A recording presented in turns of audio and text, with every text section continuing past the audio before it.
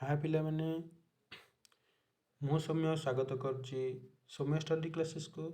ଚାଲନ୍ତୁ ଆଜି ଆମେ ପଢ଼ିବା ଇଂଲିଶ ବହିର ପ୍ରଥମ କବିତା ଯାହା ନାଁ all things bright and beautiful.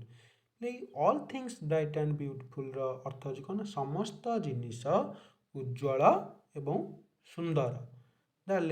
କବି ହେଉଛନ୍ତି କିଏ? C.F. ଆଲେକ୍ଜାଣ୍ଡର।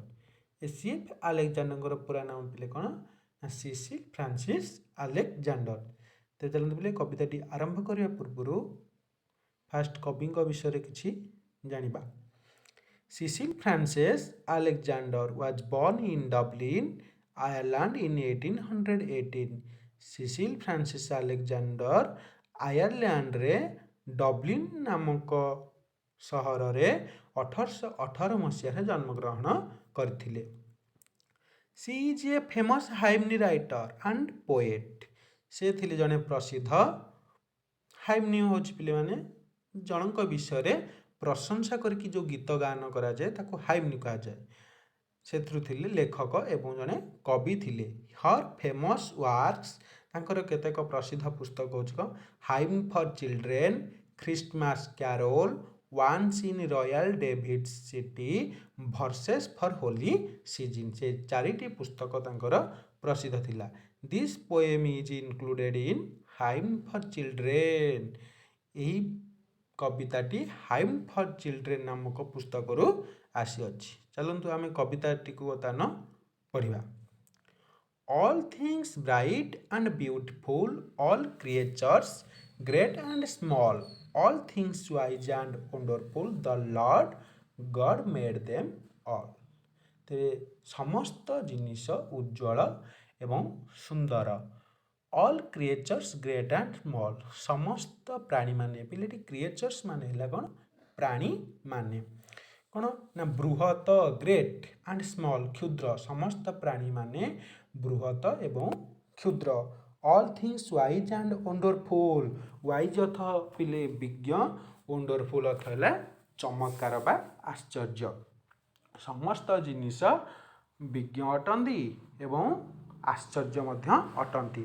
ଦ Lord God made them all, ଯେହେତୁ ଭଗବାନ ସେଗୁଡ଼ିକୁ ସବୁ ସୃଷ୍ଟି କରିଛନ୍ତି। ସେକେଣ୍ଡ ପାରାକୁ ଯିବା।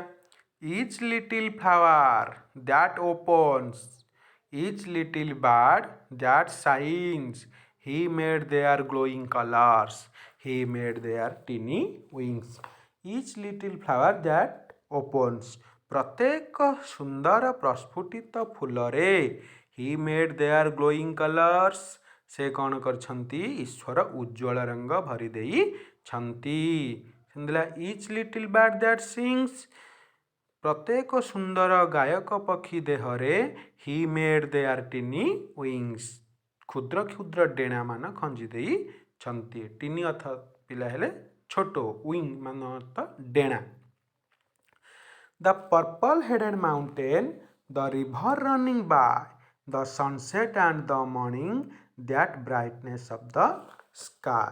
ଏହାର ଅର୍ଥ ହେଲା ପିଲେ କ'ଣ ନା ସର୍ବକରୁଣାମୟ ଈଶ୍ୱର ପର୍ବତର ଶୀର୍ଷକୁ ଚମତ୍କାର ନୀଳ ଲୋହିତ ରଶ୍ମିରେ କ'ଣ କରିଦେଇଛନ୍ତି ନା ରଙ୍ଗାୟିତ କରିଦେଇଛନ୍ତି। ପିଲେ ପର୍ପଲ କଲର ଅର୍ଥ ହେଲା କ'ଣ? ବାଇଗଣୀ ରଶ୍ମି। ଏହାର କ'ଣ? ଦ ରିଭର ରନିଂ ବା, ଏହାର ପାର୍ଶ୍ୱ ଦେଇ ନଦୀଟି ବହି ଯାଉଛି।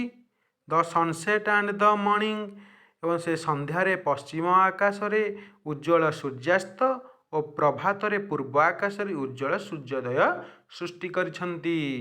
ଦ ବ୍ରାଇଟନେସ୍ ଅଫ୍ ଦ ସ୍କାଏ, ଏହି ସୂର୍ଯ୍ୟାସ୍ତ ଓ ସୂର୍ଯ୍ୟୋଦୟ ମୁଣ୍ଡ ଉପରେ ଅବସ୍ଥିତ ଆକାଶକୁ କ'ଣ କରୁଛି? ଉଦ୍ଭାସିତ କରୁଛି ବା ଝଲମଲ କରୁଛି।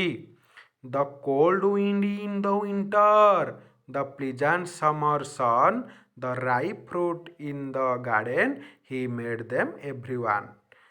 The cold wind in the winter, ଶୀତ ଋତୁରେ ପ୍ରବାହିତ ଶୀତଳ ପବନ, ଦ ପ୍ଲିଜାଣ୍ଟ ସମର ସନ୍, ଓ ଗ୍ରୀଷ୍ମର ସୁଖକର ସୂର୍ଯ୍ୟରଶ୍ମିକୁ ଈଶ୍ୱର ସୃଷ୍ଟି କରିଛନ୍ତି। The ripe fruit in the garden, he made them every one, ବଗିଚାରେ ପାଚିଲା ସ୍ୱାଦିଷ୍ଟ ଫଳ ତିଆରି କରିଥିବାରୁ ଈଶ୍ୱର ମଧ୍ୟ ସମସ୍ତ ସମ୍ମାନର ଅଧିକାରୀ ଅଟନ୍ତି, ଯେହେତୁ ସେ ଏଗୁଡ଼ିକୁ ସବୁ ତିଆରି କରିଛନ୍ତି। ଫ୍ରୁଟ୍ ଅର୍ଥ ପିଲେ ହେଲା ଫଳ, ଗାର୍ଡେନ୍ ଅର୍ଥ ହେଲା ବଗିଚା, ପ୍ଲିଜାଣ୍ଟ ଅର୍ଥ ପିଲେ ଅର୍ଥ ସୁଖକର, ଆଉ ସମର ଅର୍ଥ ଏଠି ହେଲା ଗ୍ରୀଷ୍ମ, ୱିଣ୍ଟର ଅର୍ଥ ପିଲେ ଶୀତ, ୱିଣ୍ଡ ଅର୍ଥ ହେଲା ଏଠି ପିଲେ ପବନ। ନୋଟ୍ କରିଦେବେ। The tall trees in the greenwood, the meadows where we play, the rushes by the water we gather every day. ସବୁଜ ଜଙ୍ଗଲରେ ଭଗବାନ କ'ଣ କରିଛନ୍ତି ନା ବୃହତ୍ତକାୟ ବୃକ୍ଷ ସବୁ ସୃଷ୍ଟି କରିଛନ୍ତି ଏବଂ ଆଉ କ'ଣ କରିଛନ୍ତି ନା ଦ ମିଡୋଜ୍ ହୋୟାର ୱି ପ୍ଲେ, ଆମ୍ଭେମାନେ ଖେଳୁଥିବା ପ୍ରଶସ୍ତ ଖୋଲା ଘାସ ପଡ଼ିଆକୁ ମଧ୍ୟ ସୃଷ୍ଟି କରିଛନ୍ତି, ଯେଉଁଠାରେ ଆମେ ପ୍ରତ୍ୟେକ ଦିନ ଖେଳିଥାନ୍ତି। ବୋଲେ ମିଡୋଜ୍ ଅର୍ଥ ହେଉଛି ଘାସ ପଡ଼ିଆ। ଦ ରସେସ୍ ବାଇ ଦ ୱାଟର, ଏବଂ ଆମ୍ଭେମାନେ ସଂଗ୍ରହ କରୁଥିବା ଜଳାଶୟ ଗୁଡ଼ିକୁ ୱି ଗ୍ୟାଦର ଏଭ୍ରିଡେ, ଭଗବାନ ସୃଷ୍ଟି କରିଛନ୍ତି, ଯେଉଁଠାରେ କି ଆମେ ପ୍ରତ୍ୟେକ ଦିନ ଯାଇକି ଏକାଠି ହୋଇପାରୁଅଛେ। He gave us eyes to see them, ତାଙ୍କର ସୃଷ୍ଟିକୁ ଦେଖିବା ଆଉ ଉପଭୋଗ କରିବା ପାଇଁ ସର୍ବଶକ୍ତିମାନ ଈଶ୍ୱର ଆମ୍ଭକୁ ଆଖି ମଧ୍ୟ ପ୍ରଦାନ କରିଛନ୍ତି। And leaves that we might tell, ଏବଂ ଏ ସମସ୍ତ ଜିନିଷକୁ ଏତେ ସୁନ୍ଦର ଓ ଚମତ୍କାର ଗଢ଼ି ତୋଳିଥିବାରୁ ସେ ଆମକୁ କ'ଣ କରିଛନ୍ତି ଓଠ ମଧ୍ୟ ପ୍ରଦାନ କରିଛନ୍ତି। ହାଉ ଗ୍ରେଟ୍ ଇଜ୍ ଗଡ୍ସ ଅଲମାଇଟ୍, ପିଲେ ଏଇ ଯେଉଁ ଅଲମାଇଟ୍ ଅର୍ଥ ଲେଖ ସର୍ବଶକ୍ତିମାନ, ଆଉ ଗ୍ରେଟ୍ ଅର୍ଥ ହେଉଛି ମହାନ। ତେବେ ସର୍ବଶକ୍ତିମାନ ଈଶ୍ୱର ଏତେ ସୁନ୍ଦର ଓ ଚମତ୍କାର ଗଢ଼ି ତୋଳିଥିବାରୁ who has made all things well, ତାଙ୍କର ମହାନତାଙ୍କୁ ପ୍ରଶଂସା କରିବା ପାଇଁ ଆମ ଈଶ୍ୱର ଆମ୍ଭକୁ ଓଠର ଆଶୀର୍ବାଦ ମଧ୍ୟ ପ୍ରଦାନ କରିଛନ୍ତି। ଥିଲା ପିଲେ ଗୀତଟିର ସାରାଂଶ। ଯଦି ଆପଣମାନଙ୍କୁ ଭଲ ଲାଗିଥାଏ ତେବେ ସବସ୍କ୍ରାଇବ୍, ସେୟାର ଆଣ୍ଡ ଲାଇକ୍ କରିବାକୁ ମଧ୍ୟ ଭୁଲିବେ ନାହିଁ।